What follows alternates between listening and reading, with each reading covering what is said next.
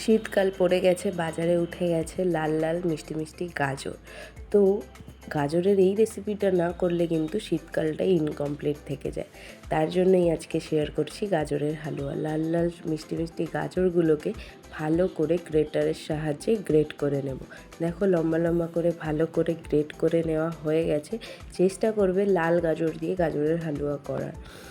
এবার কিছুটা পরিমাণ ঘিকে মেল্ট করে নেব। আমি খুব অল্প পরিমাণ ঘি দিয়েছি, তোমরা চাইলে ঘিয়ের পরিমাণটা আরেকটু বাড়াতে পারো তোমাদের ইচ্ছে অনুযায়ী। এবার দিয়ে দিচ্ছি গাজরগুলোকে কিন্তু খুব ভালো করে ঘিয়ের সাথে ভেজে নেব। দেখবে আস্তে আস্তে ভাজতে ভাজতে গাজরগুলোর কালার কিন্তু চেঞ্জ হতে শুরু করবে। যত ভালো করে তুমি গাজরগুলোকে ভাজবে, গাজরের একটা স্মেল থাকে, ওই স্মেলটা চলে গিয়ে ঘিয়ের সাথে মিশে একটা সুন্দর স্মেল আসবে। এইবার দিয়ে দেব হচ্ছে দুধ। আমি টোটাল 500 মতো দুধ ইউজ করেছি। এখানে আমি 250 মতো দুধ দিচ্ছি, আর বাকি দুধটা আমি পরে ইউজ করব।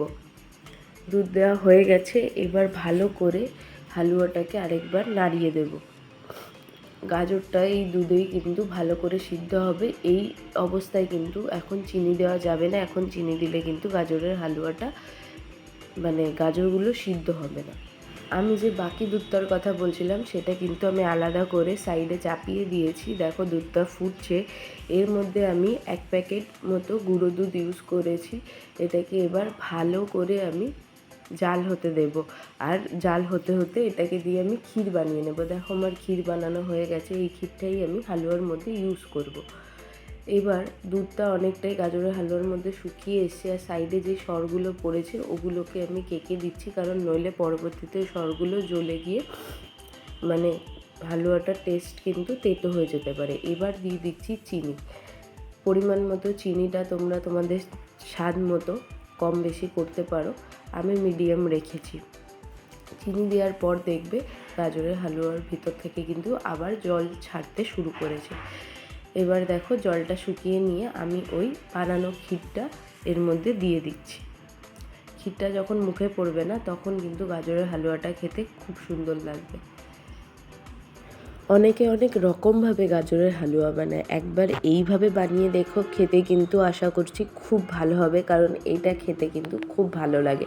আমার তো এই পদ্ধতিটাই সব থেকে বেশি বেস্ট লাগে, কারণ হচ্ছে মুখে যখন রাবড়িগুলো পড়ে না, ওটা জাস্ট অসাধারণ।